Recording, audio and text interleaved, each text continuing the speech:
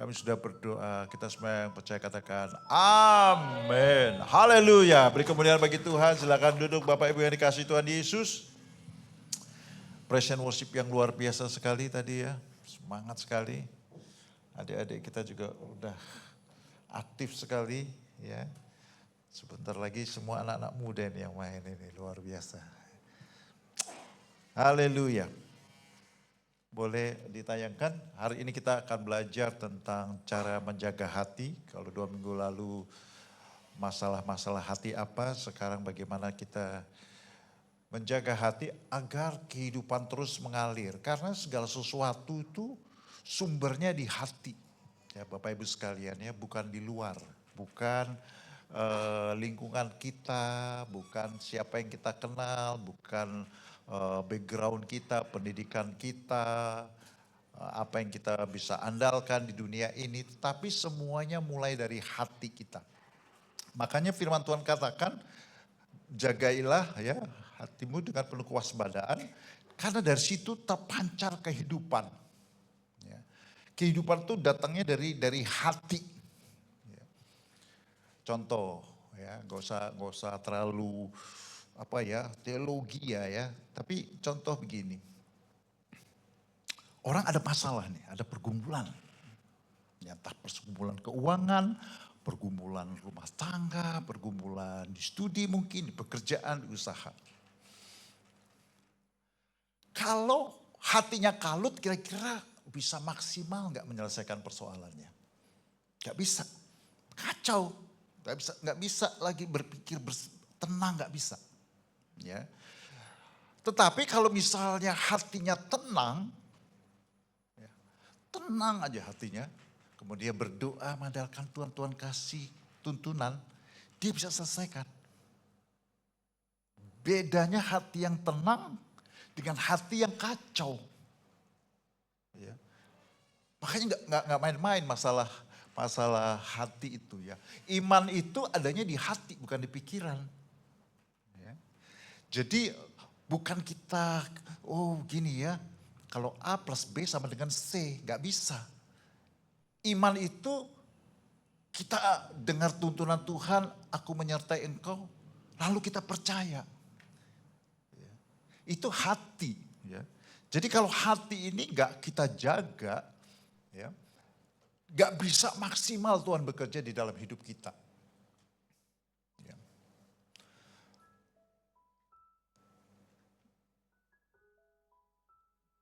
Contoh yang lain ya, orang di dunia ini cari apa ya?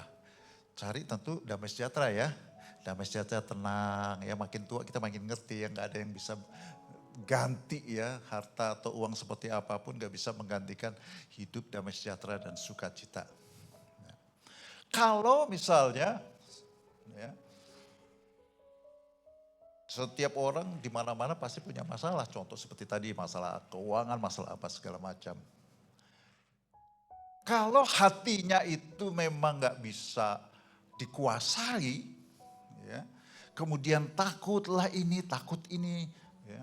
Sekarang sedikit-sedikit kita udah takut ya. Jangan-jangan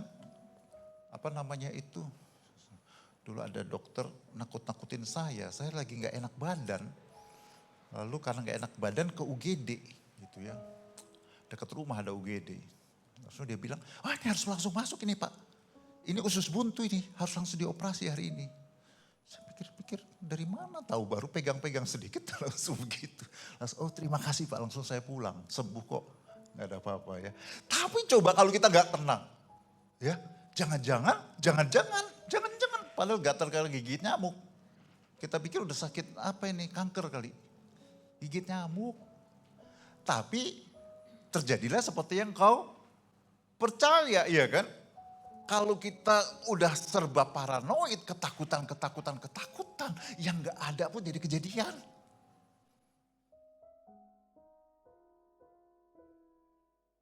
Maka di kitab Ayub dikatakan apa yang kutakutkan terjadi. Ya kan? Makanya Bapak Ibu kalau ada gejala-gejala, bukannya gak boleh ke dokter ya, boleh, bagus ya. Tapi jangan langsung gitu, percaya dulu firman Tuhan. Aku kan dipelihara Tuhan, disayang Tuhan, iya kan?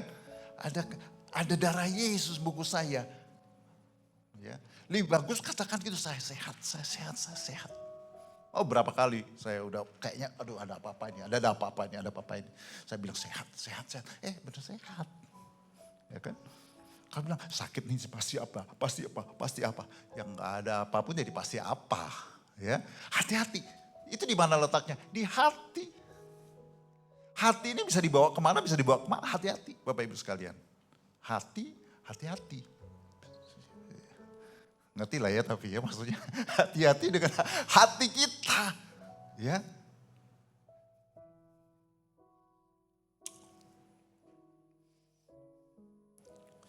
Jadi kita harus jaga itu, jangan sampai dibawa takut, paranoid, ragu, bimbang, gak percaya dan sebagainya. Kita baca lagi nih ayat yang sudah kita baca 2 minggu yang lalu. Sama-sama, jagalah hatimu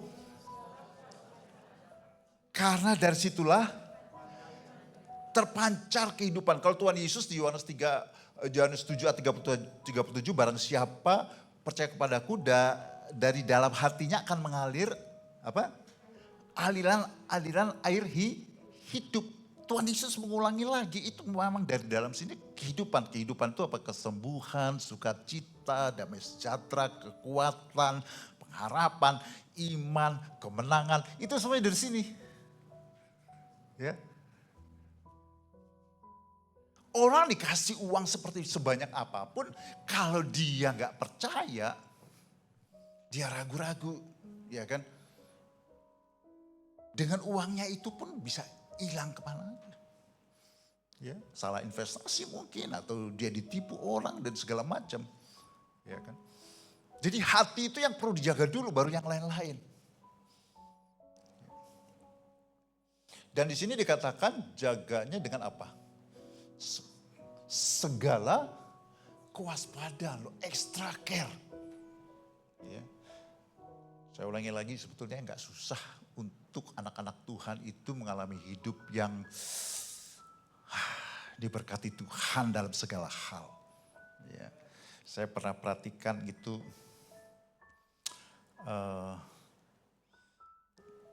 ya kalau di Manado sama di Sumatera itu setiap gang ada gereja gitu ya. Jadi banyak gereja di mana-mana gitu. Kalau di Jakarta memang sedikit-sedikit gitu ya. Tapi saya perhatikan gitu kalau hari Minggu karena rumahnya jauh ke gereja kita ini, jadi saya suka perhatikan tuh gereja-gereja ya.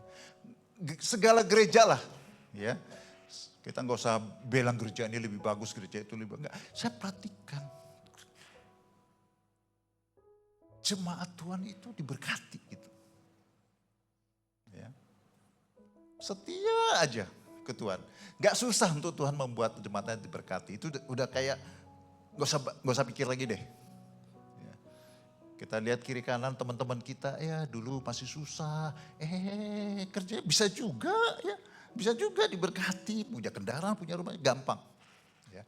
Tapi yang paling sulit Bapak Ibu sekalian, ya, untuk hidup tetap di dalam penyertaan Tuhan, perlindungan Tuhan. Beberapa orang kena berkat jatuh. Kena berkat langsung meninggalkan Tuhan dan sebagainya. Jadi harus waspada. Dan yang menjaga siapa? Kita sendiri. Ya, karena kita yang mengatur diri kita. Ya kan? Untuk kita menjadi tergoda ya. Kalau Tuhan Yesus dalam cerita tentang seorang penabur, firman itu datang, lalu ada tipu daya kekayaan. Apalagi penganiayaan, iya kan? Semuanya itu bisa membuat benih firman itu tidak tumbuh.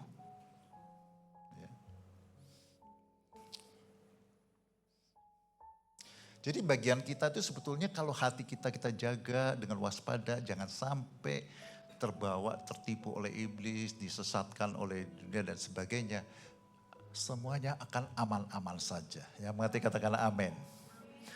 Jadi hari-hari ini yang kita perlu jaga itu hati kita jangan sampai terpengaruh. Ya. Ini ada gambarnya beberapa orang, contohnya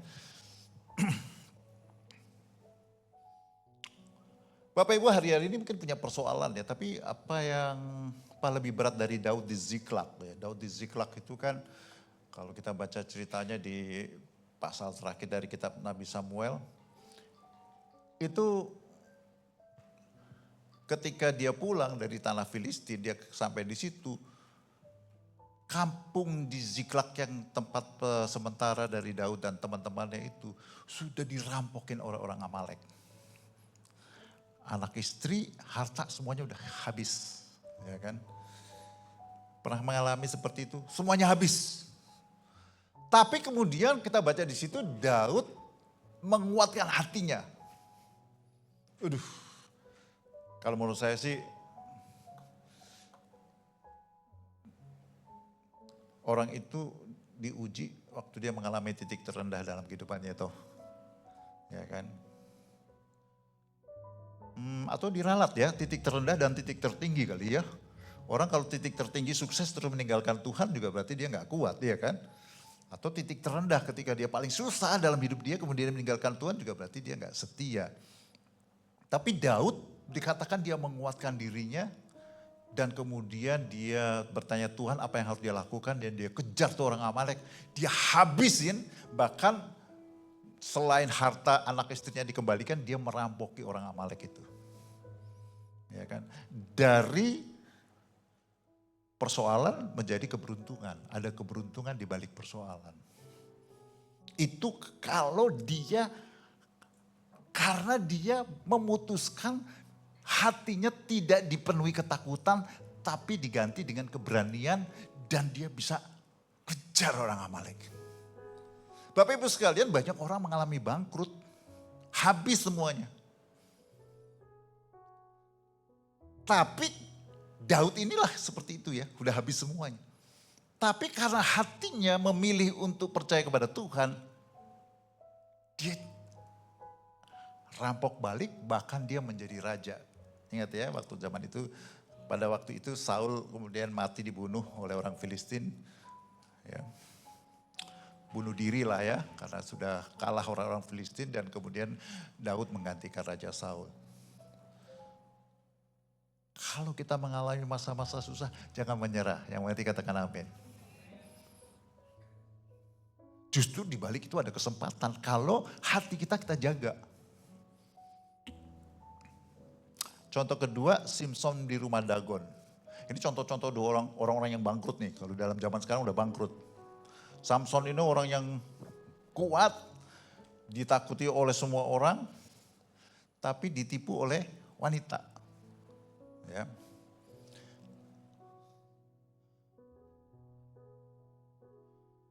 Tahu ceritanya dia Delila, kemudian apa kelemahanmu ini itu tuh akhirnya karena merengek-rengek terus, hati-hati ya. Kalau istri-istri merengek-rengek itu kekuatan. Kalau istri nggak apa-apa merengek-rengek ya, kita kasih aja ya kan. Tapi kalau bukan istri merengek-rengek hati-hati. Bahaya itu ya, yang belum punya pacar nih hati-hati ya. Rengek-rengeknya bahaya. Simpson yang kuat gitu aja akhirnya nggak tahan sama rengekan kan. Akhirnya dikasih tahu beberapa kali akhirnya ya rambut saya ini, ya dari lahir saya Nazir. Kalau dipotong ya repot. Akhirnya dipotong, matanya dibutain, dia kemudian dijadikan budak ya, jadi pelawak. Jadi budak dulu ya, dia disuruh menggiling gandum. Suatu hari ketika raja-raja orang Filistin ini lagi pesta-pesta di rumah penyembahan berhala mereka, Dagon, kemudian diundang dia. Ada 3.000 orang katanya laki-laki wanita di teaternya gitu, amphitheater gitu ya. Kemudian disuruh melawak dia kan, karena ceritanya ya, dia udah buta. Kemudian dia minta hamba yang nuntun dia kan udah buta, dia tuh suruh antar saya ke dekat tiang. Ya kan, tiang yang menyangga gedung itu. Kemudian Dia berdoa sama Tuhan, beri aku Tuhan sekali lagi kekuatan. Ya kan? Kemudian dia dorong akhirnya ya ikut mati juga ya kan. Tapi dikatakan yang dia kalahkan itu lebih banyak daripada waktu dia hidup. Ya masih ingat ceritanya dia angkat tiang, dia bunuhin orang Filistin gitu. Gak sebanyak yang dia lakukan ketika dia di rumah berhala itu, ada gambarnya itu ya. 3.000 dan bukan hanya 3.000, raja-raja lagi kumpul semua mati di situ. Ya kalau zaman sekarang ini orang yang udah gagal dan bangkrut lah. Udah gak ada nggak punya apa-apa lagi. Tapi Bapak Ibu sekalian dalam hidup ini, kalau hati kita jaga dengan waspada, masih ada kesempatan. Yang mengerti katakan amin. Ada second chance, ada third chance, ada kesempatan kedua, kesempatan tiga. Segala sesuatu masih mungkin. Orang dunia aja kita banyak ceritanya gara-gara COVID. Ya kehilangan pekerjaan, gara-gara krismon, kehilangan pekerjaan. Tapi justru dia coba-coba masaklah, coba ini, coba itu, akhirnya bisa survive juga. Hati dijaga, gak ada yang gak mungkin. Yang mengerti katakan amin. Bahkan justru dibalik itu, ya seperti Simpson, seperti Daud. Justru dia bisa melakukan segala sesuatu yang lebih besar daripada sebelum dia jadikan seperti itu. Jadikan budak orang Filistin. Yang terakhir Kaleb yang sudah berumur 80 lebih. Ya kan? Yang lain-lain sudah mati semua kan? Karena gak percaya sama Tuhan, tinggal hanya Kaleb sama Yosua aja sisanya yang 20 tahun ke atas yang masih masuk ke tanah perjanjian. Tapi saya senang sama Kaleb ini ya. Saya nggak ada Daud, jadi saya lebih favorit Daud. Tapi Kaleb ini juga lumayan juga jadi favorit nomor 2 ya. Karena gayanya itu apa ya, berani minta gitu ya. Ya kan dia ngingetin saya kan dulu kan percaya sama Tuhan, ya kan. Saya mau gunung ini, ya kan. Saya mau habisin tuh raksasa-raksasa, akhirnya dihabisin tuh raksasa-raksasa, dia dapat yang dia mau. Saya mikir kadang-kadang Tuhan itu nunggu kita ya, kadang-kadang kita terserah Tuhan. Apapun yang kau berikan aku terima. Kayaknya bagus ya. Tapi Tuhan juga kadang-kadang mau kita itu, kamu mau apa sih, mintalah. Supaya sukacitamu penuh kata Tuhan Yesus kepada murid-muridnya, ya kan. Kalau kita punya anak-anak gitu, ke mall gitu, mau makan apa, terserah. Mau terserah, ayo kita ke warteg aja. Oh, nangis kemudian. Yang maunya apa sih? Mau restoran, mau fast food, mau restoran Chinese food, Manado, apa. Minta yang kamu mau, iya kan? Nah Kaleb ini tahu apa yang dia mau. Walaupun sudah umur 80, lawannya raksasa, dia maunya itu.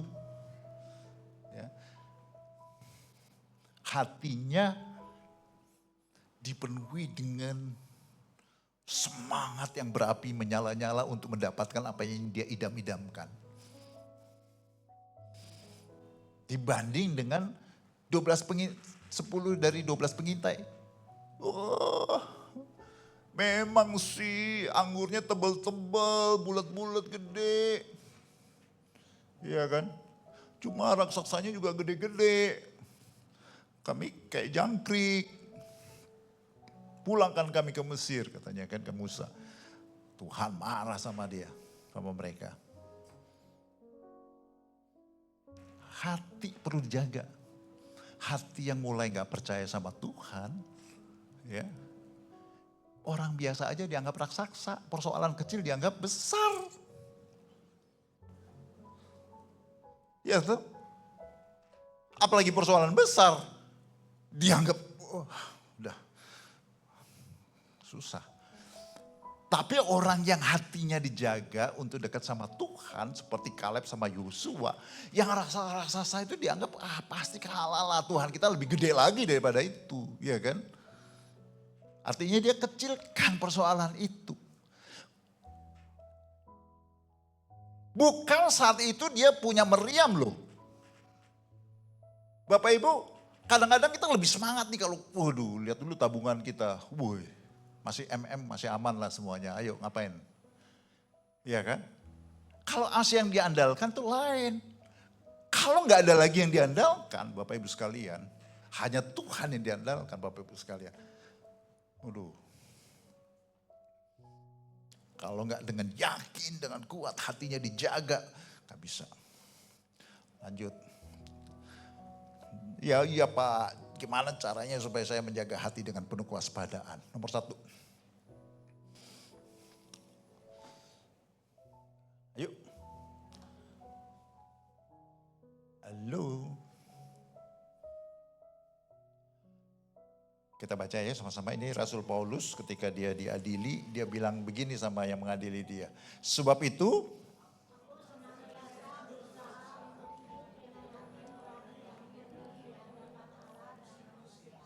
dia nggak peduli dia dipenjara, dia ditangkap, yang penting dia jaga hatinya. Karena dia tahu kalau dia jaga hatinya, segala sesuatu mungkin.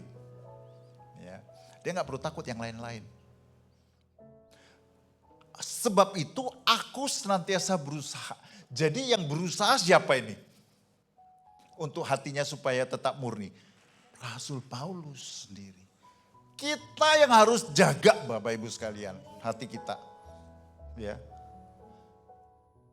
Wah persoalan saya lebih besar, godaan saya lebih besar. Semua orang sama. Rasul Petrus bilang saudaramu seluruh dunia punya persoalan yang sama.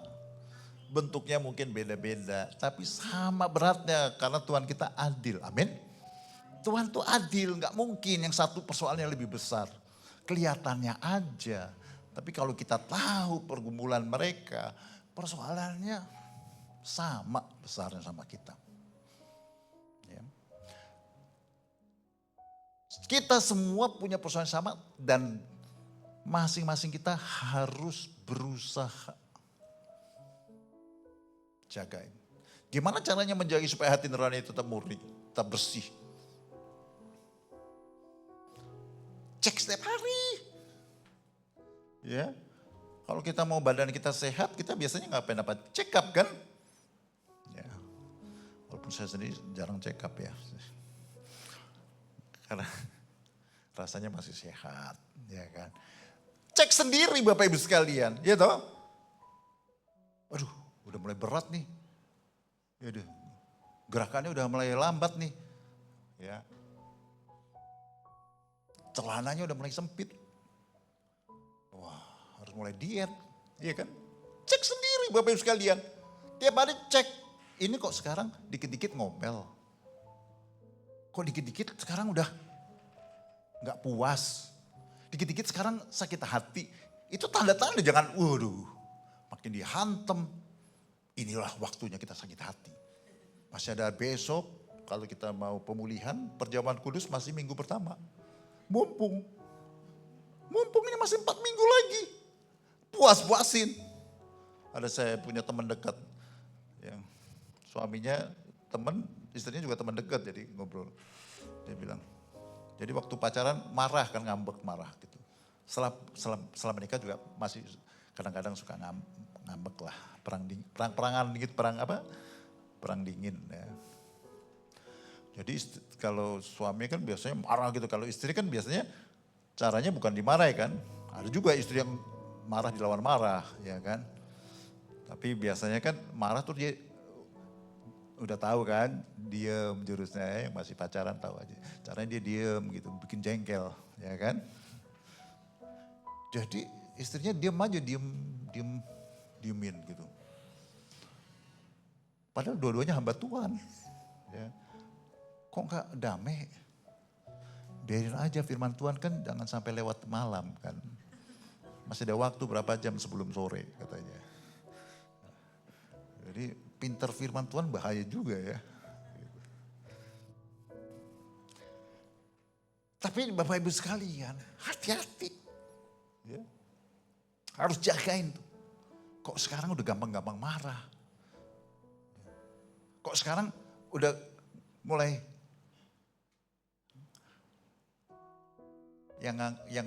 yang berdosa-berdosa kok kita mulai anggap normal. Iya kan? Oh itu bolehlah, biasalah. Hati-hati. Ya.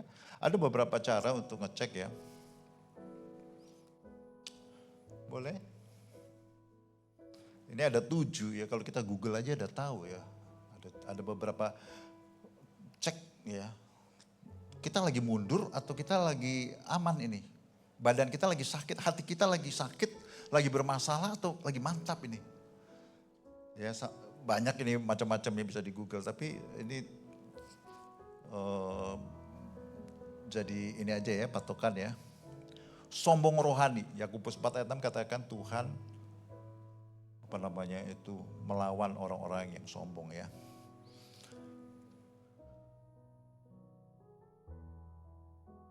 Saya kan Kristen udah lama, ngajarin aja sok banget sih. Ciri orang yang sombong rohani, gak mau dengar teguran. Entah dari firman Tuhan, ya kan, dari Roh Kudus, atau dari khotbah. Ini pendetanya lagi nyerang saya. Kadang dia gak tahu, kenal aja juga enggak. Orang lain nangkepnya beda, tapi gampang tersinggung. Itu sombong rohani. Ya. Susah mengampuni, susah berubah. Dulu sekarang sampai selamanya. Tetap tukang ngambek.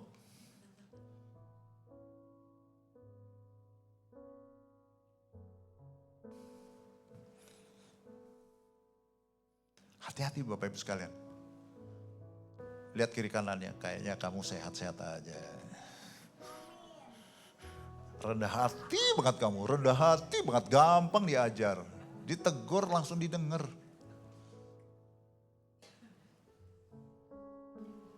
Hati-hati Bapak Ibu sekalian. Karena biasanya nanti nomor 1 merembet nomor 2, nomor 2 merembet nomor 3, nomor 3 merembet nomor 4. Bisa makin kacau Bapak Ibu sekalian. Dolar semuanya. Makanya ini kan cek. Apa tadi, aku berusaha ya menjaga hati nurani ya kan. Tadi di Amsal apa? Jagailah hatimu dengan penuh kewaspadaan kita sendiri. Lihat kita sombong atau enggak. Yang kedua, karena ujung-ujungnya kalau kita punya penyakit, kira-kira yang rugi siapa? Kita sendiri. Kalau kita sombong gak mau diajar, yang rugi siapa? Saya udah pernah cerita ya kisah itu ya, pewahyuan Jalan Pramuka. Saya lagi ke gereja lewat Pramuka, terus ada orang suka nyebrang-nyebrang di jalan, padahal ada jembatan penyeberangan, itu kan jalannya cepet-cepet ya. Gitu. Coba kalau misalnya ada cerita, ada seorang ibu sudah umur 65 tahun, ditabrak waktu menyeberang jalan, kita langsung komennya apa? Supir gak tahu diri gitu kan. Tapi setelah diinterview ternyata anaknya, cucunya, mantunya udah bilang, ibu lah ke jembatan, capek dikit. Udah berkali-kali, ya, sekali 2 kali memang selamat. Tapi anak cucunya, mantu udah takut. Pakai rok, pagar tetap aduh. Saya ngeliat itu di stasiun Cikini gitu ada ibu-ibu, mbak-mbak gitu, udah cantik-cantik. Harusnya jalan lewat sana kan ditutup pagar gitu. Dinaikin. Gak mau diajar ya toh. Bahaya gak boleh, harus lewat situ. Gak mau dilawan. Suatu waktu nanti pasti ngalami sesuatu yang konyol. Nah ibu itu umur 65 tahun ternyata diserempet sama motor atau mobil. Kalau kita tahu latar belakang ceritanya udah dikasih tahu, dinasehatin sama nenek, sama cucunya, mantunya dikasih tahu berkali-kali. Ya salah sendiri, salahmu dewe. Kalau orang bilang kan. Di hidup ini juga kita kadang-kadang bisa begitu loh Bapak Ibu sekalian. Istri kita udah bilang, kurang-kurangin itu lemak-lemak. Sudah dikuduskan dalam darah Yesus. Kalau stroke coba baru siapa yang salah? Iya kan? Yang kedua, yang lanjut apa? Malas untuk berdoa. Malas ke gereja.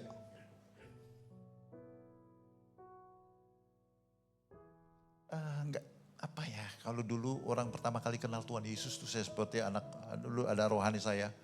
Kalau hari Minggu, dulu masih ada Sinar Harapan ya. Jadi Sinar Harapan tuh halaman nomor 2 dari terakhir itu jadwal gereja-gereja.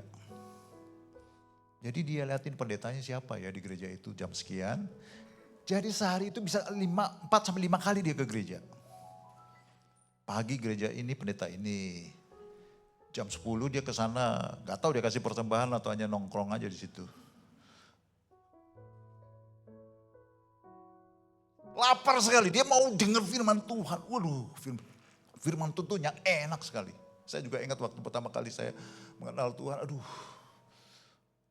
Ada perpustakaan rohani waktu di Bandung itu ya, dari Daerah Dago, saya ke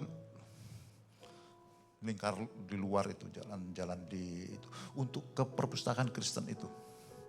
Karena saya mau pinjam bukunya, aduh. Tapi kalau kita udah malas berdoa, malas saat teduh, tanda-tanda. Ya. Kalau kita lebih suka nonton Netflix atau nonton YouTube daripada baca firman Tuhan, bukan nggak boleh ya Bapak Ibu sekalian ya. Tapi nggak ada waktu lagi, dragging, aduh kayaknya nyeret itu, aduh. Saya saran kita seperti Pak Niko pakai tuntunan baca Alkitab yang setahun bisa selesai ya. One Year Bible atau Alkitab sepanjang tahun. Jadi satu hari itu ada dari Perjanjian Lama, Perjanjian Baru, ada dari Amsal, ada dari Mazmur ya. Enak. Tapi itu kan lumayan ya, kalau dikumpul-kumpul mungkin ada 2-3 pasal itu semuanya.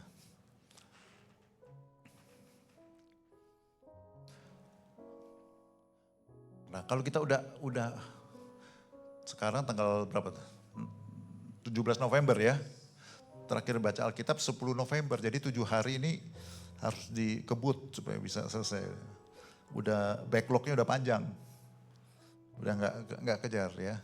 Bahkan ada yang bilang ya udahlah tahun depan aja diulang lagi. Gitu kan. Udah tanggung gitu ya. Udah terlambat. Jadwalnya udah ketinggalan. Bapak Ibu sekalian hati-hati. Jadi gak usah cek, apakah ada malaikat di belakangku? Apakah ada iblis? Apakah keuanganku masih banyak? Apakah semua jalan terbuka? Bukan, cek sendiri. Bapak Ibu sekalian, cepat atau lambat kita akan mengalami kesusahan, kesulitan. Kalau kita sudah tidak lapar lagi akan firman Tuhan. Tidak mau lagi berdoa. Baca Alkitab rasanya gak ada nikmatnya. Hati-hati. Padahal firman Tuhan katakan, manusia tidak makan, tidak hidup dari roti saja, tapi dari setiap firman yang keluar dari mulut Allah. Itu yang benar. Jadi kalau sudah tidak begitu, something wrong. Nanti kalau nggak dapat pekerjaan, atau di PHK, bukan itu mesti tanda-tanda ya. Atau kita mengalami kebangkrutan, atau putusin pacar mungkin. Apalah yang buruk-buruk lah ya. Bukannya berarti itu ini, tapi Bapak Ibu sekalian, jangan-jangan kesalahannya bukan di Tuhan, bukan di orang lain, tapi kesalahannya di diri kita. Mengerti? Kita lawan-lawan bos. Kita jarang berdoa. Jadi kita nggak peka. Roh Kudus udah bilang, denger tuh bos. Dijawab. Akhirnya dipecat sama bos. Iblis bekerja dengan dahsyat. Bukan iblis. Hati kita nggak peka, hati kita tidak murni, tidak rendah hati. Kita sombong, kita lawan orang, kita mengalami persoalan itu. Jaga hati, amin. Hatinya yang dijaga, bukan si bos, bukan perekonomian, bukan masalah ini, bukan masalah itu, bukan. Hati kita yang menentukan. Apalagi, lebih suka kegiatan dunia daripada ibadah.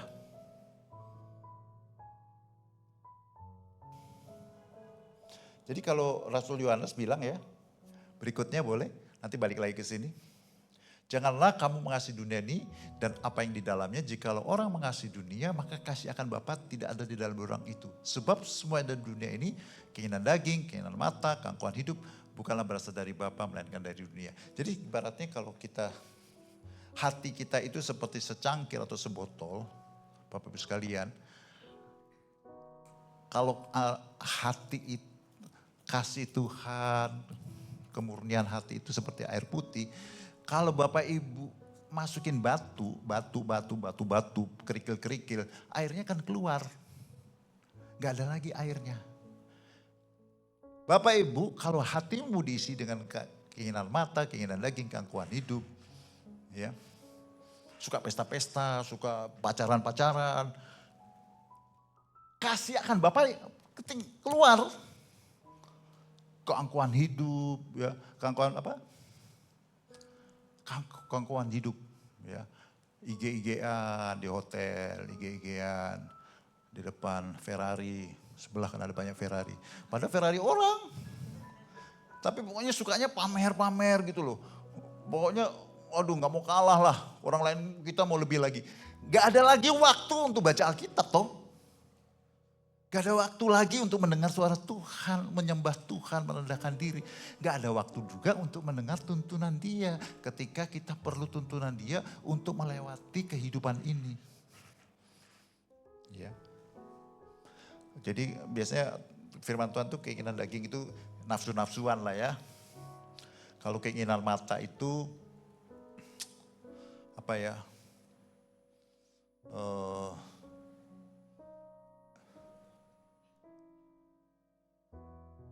Ingin beli ini, ingin beli itu, ya toh, mau ini, mau itu, gak ada puasnya, keserakahan, ya kan? Kalau keangkuhan hidup itu ya itu tadi, ya berlomba-lomba untuk bisa kelihatan lebih hebat dari orang lain. Ya, kembali lagi ke yang tadi, membenarkan dosa, tidak ada lagi rasa bersalah. Kalau kita di dalam Tuhan, kita bisa jatuh dalam dosa, tapi kita kemudian nangis dan bertobat, ya toh? Kita kembali. Ya kan, proses untuk pendewasaan. Tapi kalau hati kita sudah dipenuhi keinginan daging, gak ada lagi rasa bersalah. Nyalip lewat punggung jalan itu, yang penting kita pintar-pintar lah cari waktunya. Ya kan?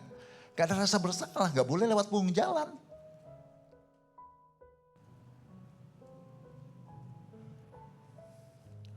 Dekat rumah saya itu paling kacau. Tapi sekarang mendingan karena polisinya tegas, akhirnya jadi satu arah. Dulu bayangin Bapak Ibu, jadi orang kalau mau muter begini kan. Gitu. Jadi mobil dari sana, ini mobil ke sana. Jadi kalau mau putar balik harus lewat putar letter U sana ya kan. Ada putaran gitu.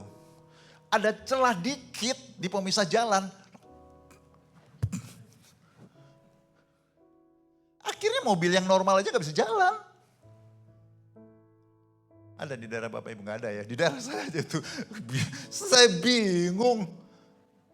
Jadi banyak kan yang lawan arah daripada yang jalan kita kan ke depan gini kan. Semuanya mau motong jalan supaya cepet.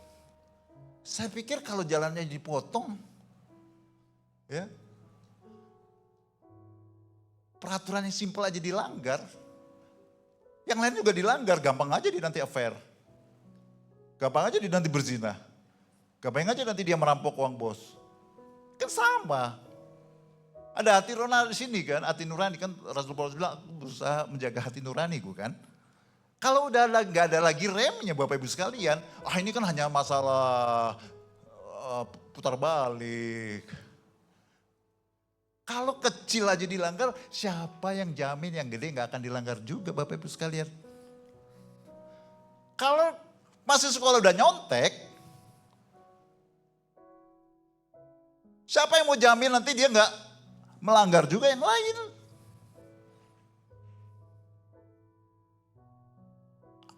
Karena dosa kecil, dosa sedang, dosa gede toh. Kok marah-marah Pak bisa? Bukan. Istri saya gitu, kok nadanya tinggi. Loh, suara saya memang tenor. Gak ada marah-marahan di sini, amin. Aduh. Ya. Oh biasa itu, LGBT biasa. Waduh.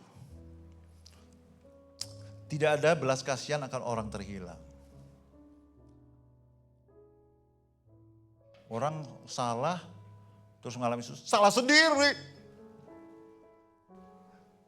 Bukannya aduh, ya kita doain lah, Tuhan tolong dia. Salah sendiri, itu berarti udah gak ada belas kasihan ya. Orang udah jatuh ditendang lagi sama dia. Gitu loh. Belas kasihan jiwa-jiwa orang terhilang, kasihan dong, iya kan? Mengurangi persembahan. Jangan gitulah Pak Pendeta. Bener, ini bukan saya nulis, saya lihat di Google. Ciri-cirinya kalau kita udah mulai pelit sama Tuhan, itu lagi mengalami kemunduran. Karena dulu waktu kita mulai bertobat royal kan, memberi itu aduh senang gitu. Karena merasa Tuhan itu terlalu baik untuk kita kan. Dan itu memang pantas. Tuhan tidak mau semua duit kita diserahkan sama Tuhan, enggak. Tapi ada kerelaan, ada kemurahan hati karena mengucapkan syukur Bapak Ibu sekalian. Tapi kalau kita mulai, bulan lalu ngasih berapa, bulan ini udah separuh, bulan berikutnya udah mulai seperempat. Bulan berikutnya kan untuk ongkos ke gereja. Pembenaran-pembenaran kemudian udah mengurangi pemberian. Menolong orang ya. Itu berarti hatinya udah mulai keras. Ya kalau dulu gampang sedih, gampang kasihan melihat orang lain. Gampang terharu melihat orang lain. Kemudian seperti orang Farisi, salah begitu, salah begitu. Gak ada belas kasihan. Ya, itu bahaya sekali. Nah ini kita yang ngecek sendiri Bapak Ibu sekalian. Jangan suruh orang lain, jangan suruh suami ngecek. Jangan suruh istri ngecek, suruh orang tua, suruh anak ngecek. Enggak, diri kita sendiri cek Bapak Ibu sekalian. Ya mungkin ada lebih dari ini, tapi ini kurang lebih untuk checklist. Dan terus cepat bertobat, terus berubah. Karena cepat atau lambat Bapak Ibu sekalian, seperti saya bilang tadi, kalau Bapak Ibu, kalau anak-anak nyontek aja. Siapa yang jamin kalau udah besar dia gak jadi koruptor? Kalau dia suka bohong-bohong kecil, siapa yang jamin kalau udah besar dia berzina, dia nyelong?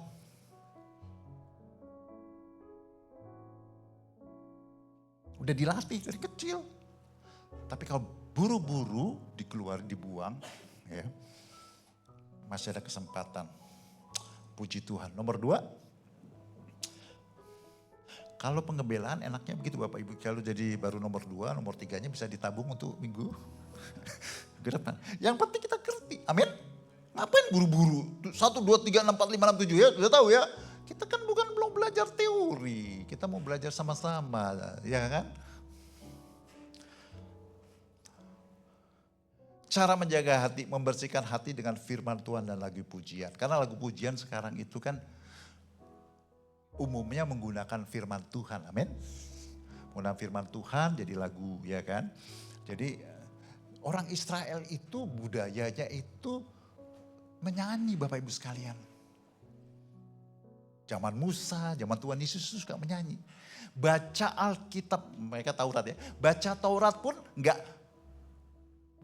1 Samuel begini. 1 Samuel 3 ayat 7. Saya lihat di YouTube. Ya begitu mereka. Dinyanyikan. Ya. Tuhan Yesus bilang, kamu memang sudah bersih karena firman yang telah kukatakan kepadamu. Jadi hati itu dibersihkan melalui firman. Sayangnya sekarang makin sini ya mulai berkurang.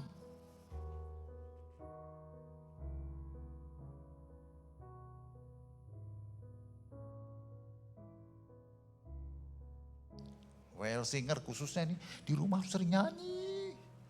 Jangan baru di gereja nyanyi untuk mimpin pujian. Di rumah nyanyi. Coba. Soalnya kalau nyanyi nanti saya lain kuncinya. Bless the Lord, oh my soul, oh my soul. Worship His holy name. Ya kan? Ini lagi kesel sama suami nih. Lagi kesel sama suami. Naruh kaos kaki yang kotor di situ ini. Aduh gitu kan, kalau udah menikah biasanya hal-hal kecil bukan hal-hal besar yang bikin pertengkaran kan. Rasanya ngelihat suami berangkat kantor tuh rasanya kesel aja gitu. Atau masalah pribadi ya masing-masing pasti banyak sendiri-sendiri Bapak Ibu ya. Ini kan contoh aja ya. Kadang-kadang gitu kan, hal yang kecil tapi membuat kita, kira-kira kalau kita udah begitu bisa nggak dengar suara Tuhan, bisa damai sejahtera, bisa sukacita enggak? Kalau kita juga kerja mungkin seharian udah bete aja. Coba ingat-ingat deh, bete waktu kita seharian bete itu kadang-kadang persoalannya sumbernya adalah kecil. Mestinya dia duluan dong minta maaf dong. Jadi gue tungguin sampai sekarang belum minta maaf juga dia. Kemarin udah 1 hari gue kasih belum minta maaf juga.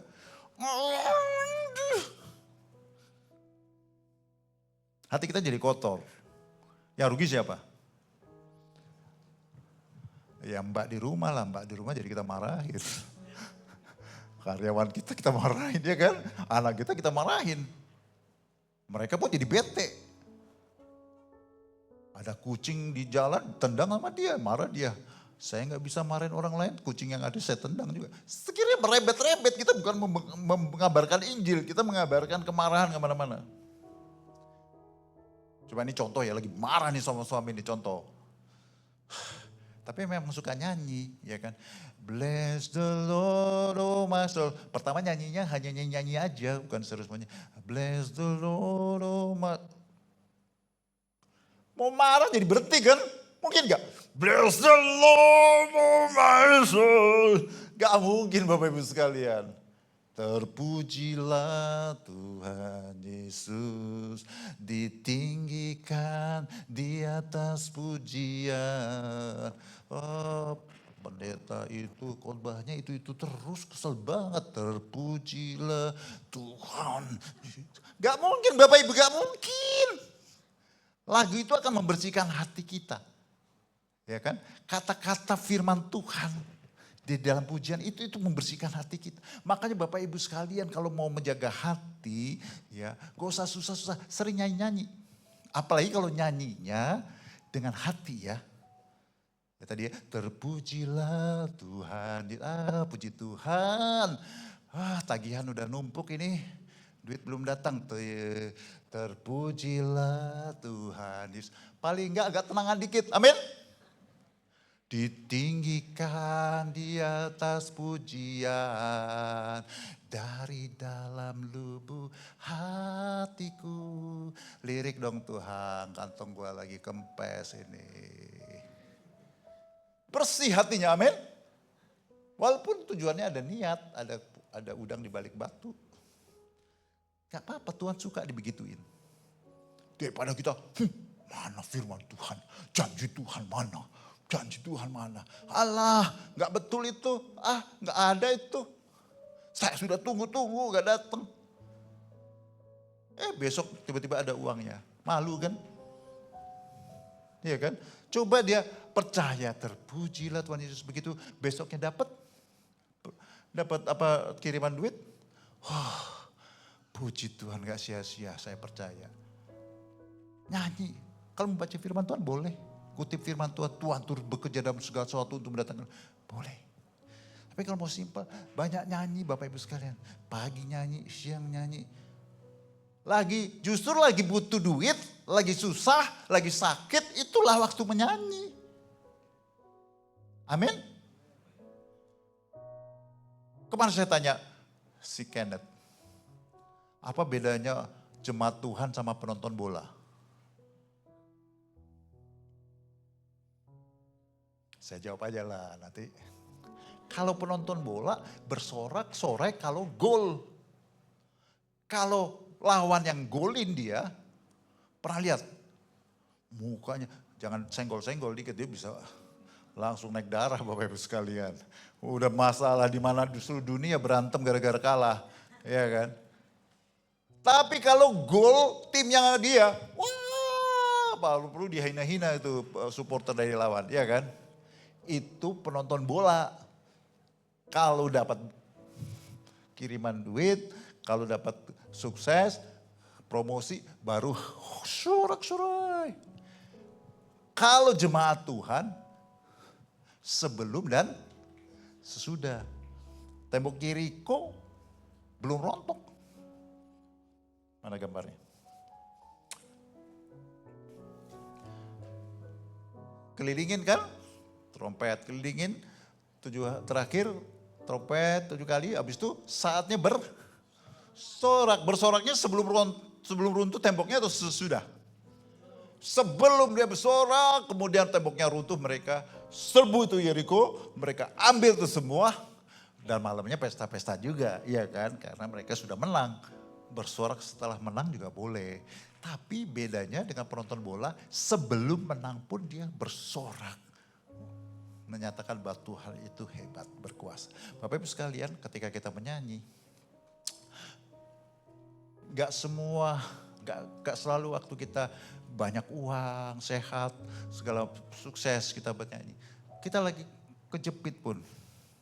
Bless the Lord, oh my soul, oh my soul, worship your holy name.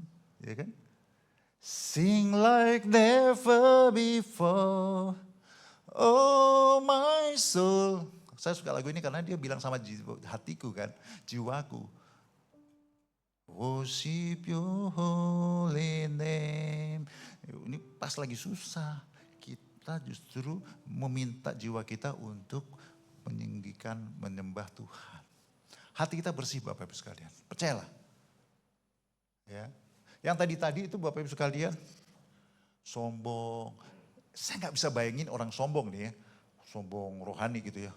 Bless the Lord, oh my soul. Eye testnya aja gak lolos kalau orang sombong.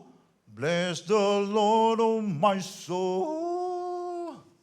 Oh my soul. Nikmati sendiri, dia gak ke Tuhan. Ya kan? Terpujilah Tuhan Yesus. Ya kan? Kalau orang sombong rohani bisa gak nyanyi gitu? Saya kasih tau para WL. Kalau lagu terpujilah Tuhan Yesus gak nyanyi, kemungkinan besar. Gak selalu ya. Apalagi kalau di tempat ini memang lagi capek. Kalau di tempat lain gak nyanyi, itu berarti lagi sombong rohani. Atau kesal hati. Karena gak bisa loh Bapak Ibu. Terpujilah Tuhan Yesus. Ayo dugem. Apalagi. Ayo kita cobain yang dosa-dosa. Terpuji, gak mungkin. Pasti nyeret di sini. Lagu lagi yang lain lah. Bless the, lagu yang lain lagi. Sampai akhirnya dua berkat akhirnya gak nyanyi dia sama sekali. Lagunya gak ada yang cocok. Gak ada yang cocok dengan hatinya lagi kotor. Ya. Tapi kalau kita nyanyi memuji Tuhan, kita paksakan, kita niatkan untuk nyanyi memuji Tuhan, hati kita dibersihkan. Amin. Dan kalau hati yang bersih, dari dalam hati kita ada kehidupan, kesembuhan, kelepasan, kesempatan, tuntunan, terobosan. Haleluya! Haleluya! Jadi saya pikir Bapak Ibu sekalian ya, kadang-kadang sering kali, bukannya Tuhan tuh gak kasih kesempatan untuk kita Bapak Ibu sekalian. Tapi kita gak jaga hati kita sehingga kita kehilangan kesempatan yang Tuhan berikan itu sama kita. Contoh yang terakhir dan kedua adalah Paulus dan Silas di Filipi, kita tahu mereka menginjili. Jadi kalau Bapak baca di Kisah Para Rasul, Paulus dan Silas ini 3 kali dipaksa untuk ke Filipi, ke Makedonia. 3 penglihatan, ada orang terakhir orang manggil-manggil. Dia sebetulnya mau ke daerah Efesus, Galatia, dilarang. Dia harus nyebrang ke sana kalau lihat peta nanti ya di dunia, peta daerah situ ya, Turki situ ya. Jadi maunya ke sini, disuruh ke sana. 3 kali loh. Bukan hanya dekat hati nurani, penglihatan. Penglihatan malaikat, Tuhan Yesus, ada orang manggil-manggil. Akhirnya dia nyebrang ke Makedonia, ke Filipi. Sampai di Filipi dia tengking orang yang punya kemampuan untuk nujum lah ya. Kurang lebih lah ya. Akhirnya ditangkap di penjara. Coba bayangin Bapak Ibu sekalian. Pak Marlo misalnya contohnya dapat penglihatan, harus ke Sukabumi. Begitu sampai Sukabumi, ditangkap polisi. Kemudian di penjara. Masalahnya bukan di penjaranya. Ini kok salah sih, tuntunan Tuhannya salah sih. Jadi bener gak sih ini tuntunan Tuhan? Iya toh. Bapak Ibu anak-anak Tuhan, saya yakin pernah gitu ya. Mengalami kemalangan. Loh aku sudah berdoa loh paginya loh. Kok ngalami begini? Tuhan kita mana? Tapi kita tahu Paulus dan Silas tengah malam mereka memuji-muji Tuhan. Nah kita tahu kemudian penjaranya gempa, belenggu-belenggu terlepas. Kepala penjara mau bunuh diri karena ketakutan, akhirnya kami gak lari.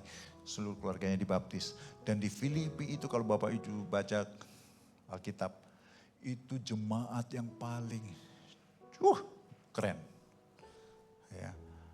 Ya, kalau Galatia kedagingan lah, Korintus lah, macam-macam dimarahin Paulus. Filipi dipuji-puji.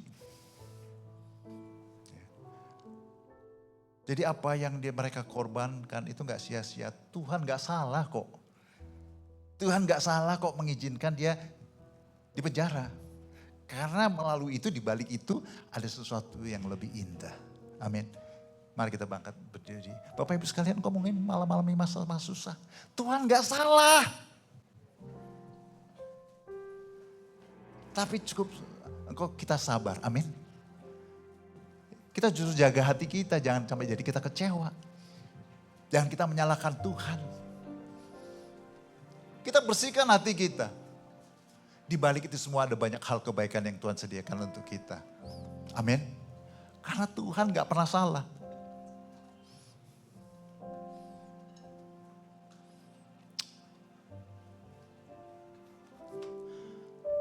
Gak apa-apa ya, tadi sudah diajarin. Terpujilah Tuhan Yesus, ditinggikan di atas pujian,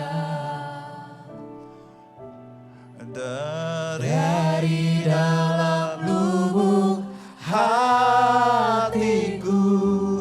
ku sujud dan berterima kasih. Terpujilah Tuhan Yesus, ditinggikan di atas pujian, dari dalam lubuk hatiku, ku sujud dan berterima kasih. Oh, terpujilah Tuhan Yesus, tinggikan di atas pujian, dari dalam lubuk hatiku, ku sujud dan berterima kasih. Salibmu, oh salibmu Tuhan, kemenanganku, bilurmu,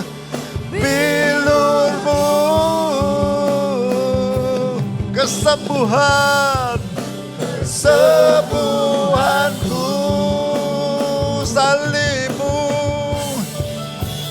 salibmu Yesus, kami pandang Kau, kemenanganku,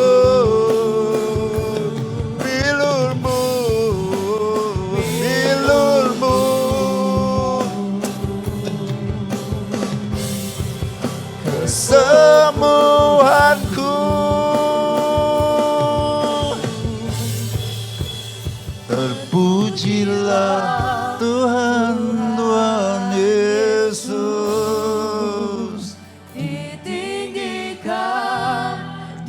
atas pujian.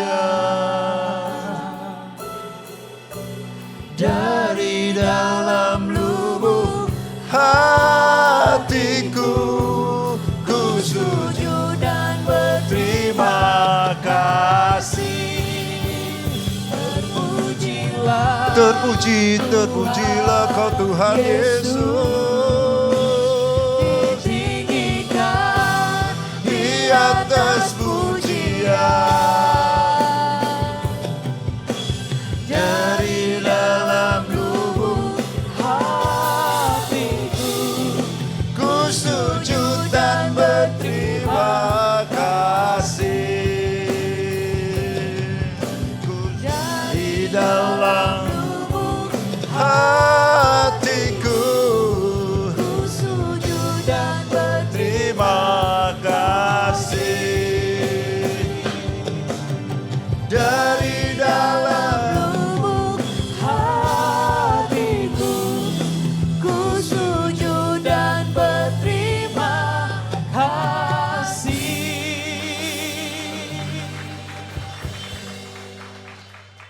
Taruh satu tangan di dada. Tuhan Yesus, sembuhkan hati kami Tuhan. Bersihkan hati kami Tuhan. Supaya kami bisa melihat semua kebaikan-Mu. Hal-hal yang Kau siapkan di balik persoalan pergumulan berat yang kami hadapi Tuhan. Dan tetap mengucap syukur seperti Paulus dan Silas Tuhan. Tetap mengucap syukur kepada-Mu di dalam kegelapan, di tengah malam yang pekat Tuhan. Percaya kepada-Mu bahwa besok matahari akan terbit dan kebaikan-Mu kami bisa lihat dan kami alami Tuhan. Makasih Tuhan. Berkat-Mu turun atas umat-Mu Tuhan. Berlimpah-limpah, berlimpah-limpah, berlimpah-limpah, berlimpah-limpah, berlimpah-limpah. Makasih Tuhan. Sebelum kami pulang kami mau diberkati oleh Engkau.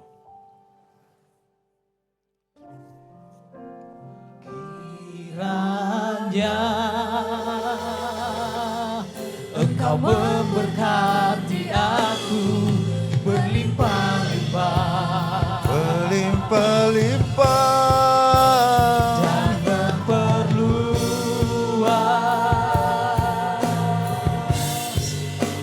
daerahku,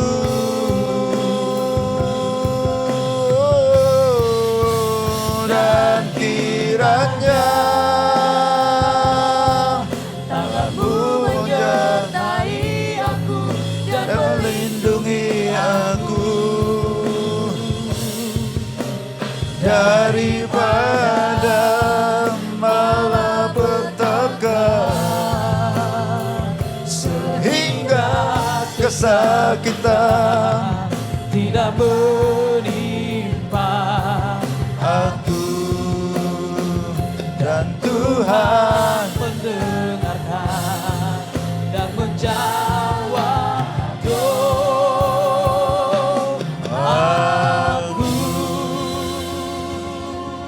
Kau lihat Tuhan tangan-tangan kami yang terangkat sepanjang minggu ke depan Tuhan, tanpa-Mu, tuntunan-Mu, perlindungan dan penyertaan-Mu Tuhan. Kami tidak bisa melewati itu dengan baik Tuhan. Kami angkat tangan kami, berkat-Mu Tuhan kami tunggu Tuhan.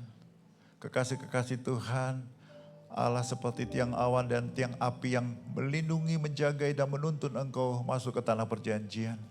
Bersama tangan Tuhan yang kuat, Engkau berhasil, Engkau beruntung, Engkau mujur dalam apapun yang Kau lakukan. Dan kemurahan Bapa, kasih Yesus, persekutuan yang manis dengan Roh Kudus menyertai Engkau hari ini sampai kedatangan Tuhan dan sampai selama-lamanya. Amin. Kami memuji kebesaran-Mu, ajaib Tuhan, ajaib Tuhan. Kami memuji